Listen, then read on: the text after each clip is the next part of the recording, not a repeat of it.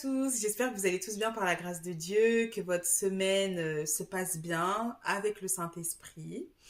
Alors, comme d'habitude, Jésus vous aime, il ne faut jamais oublier cela. Et si vous ne le connaissez pas encore, demandez-lui de venir dans votre vie, d'agir dans votre vie et vous verrez.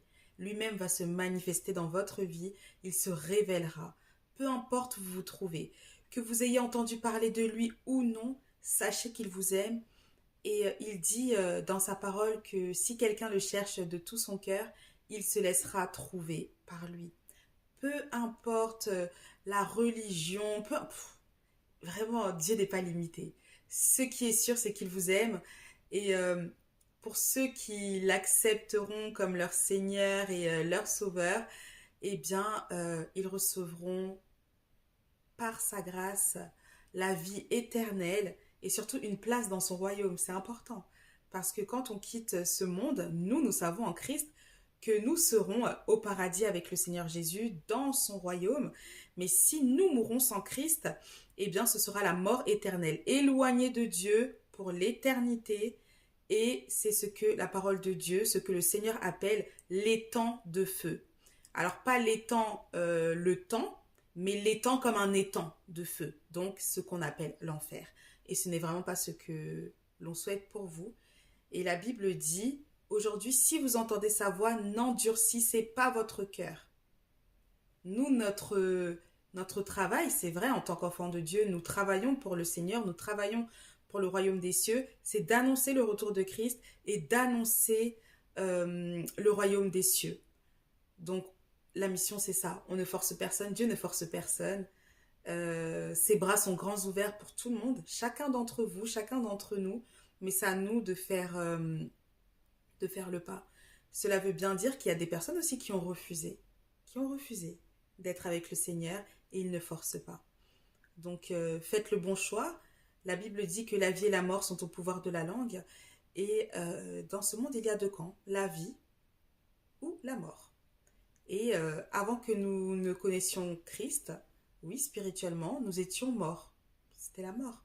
Et lorsque le Saint-Esprit vient habiter en nous, c'est la vie. On devient de nouvelles créatures. Et c'est ce qu'on appelle la nouvelle naissance parce que nous reconnaissons Jésus-Christ comme étant le Fils de Dieu, le Dieu tout-puissant, vivant et vrai, celui qui est mort sur la croix et ressuscité le troisième jour afin de pouvoir nous donner la vie. Donc, que Dieu vous bénisse, que Dieu vous garde, que Dieu vous restaure, que Dieu se révèle dans votre vie, que Dieu se manifeste dans votre vie. Encore une fois, il n'est pas limité. Il y a des personnes qui ont donné leur vie à Christ. Comment? Parce que le Seigneur s'est manifesté. Ça veut dire que le Seigneur s'est présenté à eux. Il s'est révélé à eux. Et donc, vraiment que Dieu vous fasse grâce. C'est une grâce de pouvoir comprendre que Jésus est vivant. C'est un cadeau. C'est un cadeau de l'Éternel. Donc, Dieu le Père, Dieu le Fils, Dieu le Saint-Esprit. Mais nous servons un Dieu unique. Et le Dieu des chrétiens, celui que nous servons, eh bien, c'est le Dieu des Juifs, le Dieu du peuple d'Israël, El Shaddai. L'Éternel des armées, il a plusieurs noms, mais c'est un Dieu unique. Et oui, comme cela, c'est compliqué à comprendre si on veut comprendre avec notre intelligence, mais si nous comprenons que Jésus est Seigneur et que nous recevons le Saint-Esprit en nous, c'est le Saint-Esprit lui-même qui va nous enseigner, qui va nous convaincre de péché, de justice, de jugement. C'est lui qui va nous enseigner toutes choses. C'est lui qui nous permettra de comprendre sa parole qui est la Bible. Et là, le Saint-Esprit me permet de le dire, oui, dans les cieux, dans le royaume des cieux, dans les cieux, il y a des Bibles aussi, voilà. Donc, que Dieu vous bénisse. Jésus revient bientôt. Il revient bientôt chercher son peuple. Ce ne seront pas des temps de joie pour ceux qui ne seront pas enlevés, parce que ce que nous appelons l'enlèvement de l'Église, ça veut dire que lorsque la trompette sonnera dans les cieux, pour venir nous chercher, nous les enfants de Dieu, ce sera un temps de chaos. Je vais vous donner un exemple. Un pilote d'avion qui est en Christ, qui est un enfant véritable du Seigneur, et bien lors de l'enlèvement, qu'est-ce qu'il fait? Il est enlevé. Donc, l'avion peut s'écraser. Des enfants de Dieu qui roulent sur la route, ils sont enlevés, et donc c'est pareil. Donc ce sera des temps de chaos. Et en fait, ce sera dans le monde entier. Ce sera mondial. Ce qui fait que, de toute façon, on entend souvent cela, ce qu'on appelle le nouvel ordre mondial, parce que c'est ce qui arrivera. Pourquoi? Imaginez un petit peu que dans le monde entier, on vous dit qu'il y a eu des milliards de disparitions. Alors, qu'est-ce qui va se passer? Il y aura une personne qui va se lever et qui dira j'ai la solution pour pouvoir vous aider. Et dans les premiers temps, ça semblera être beau, apaisé. Après le chaos qu'il y aura eu, bien évidemment, ils trouveront une excuse pour vous dire, on ne sait pas, peut-être un virus ou on ne sait pas, bref. De toute façon, et vous savez que c'est des choses dont ils parlent déjà dans les films. Beaucoup de personnes ne seront pas surprises. Et à plus forte raison, dans la parole de Dieu, la Bible. Et donc, du coup, il faudra bien trouver une solution. Et c'est à ce moment-là que, comment est-ce que je peux dire, le gouvernement de l'Antéchrist, c'est-à-dire celui qui renie le fait que Jésus-Christ soit Seigneur et donc qui sera le représentant du diable, se mettra en place et ce sera le chaos sur la terre. Alors, pendant que le peuple de Dieu est sur cette terre, puisque nous prions, nous intercédons et que le Saint-Esprit nous donne des messages, priez pour telle nation, etc., etc., alors effectivement, même si on ne s'en rend pas compte, parce que oui, il y a des troubles, il y a des guerres, etc., mais quand même, le monde tient. Après l'enlèvement de l'Église, ce sera différent. Donc, si vous voulez connaître la suite et ce qui est en train de se passer dans le monde entier actuellement, lisez vos Bibles afin que vous puissiez comprendre qui est le Seigneur, à quel point il vous aime, mais aussi à quel point il est un Dieu d'ordre. Et c'est la raison pour laquelle, effectivement, il y aura des personnes qui ne seront pas prises. Pourquoi?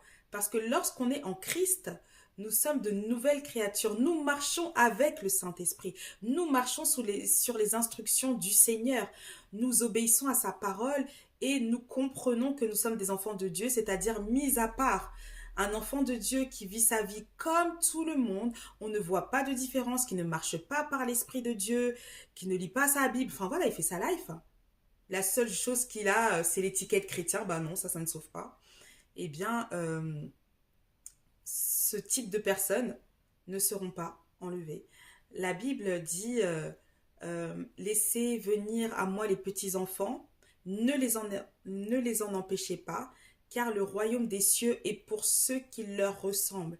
Et c'est ce que Dieu nous demande. Il nous demande d'être comme des petits-enfants. Un enfant, lorsqu'on lui parle, il va croire, vous voyez. Sa foi est tellement grande et rien qu'en parlant de ça, moi, combien de fois j'ai vu la manière dont le Saint-Esprit agit avec les enfants, c'est tellement rapide. Vous savez, moi j'ai déjà, même que ce soit mes neveux, mes nièces, même d'autres enfants, par exemple, parfois il va te dire oh, j'ai mal à la tête, oh, j'ai mal au ventre.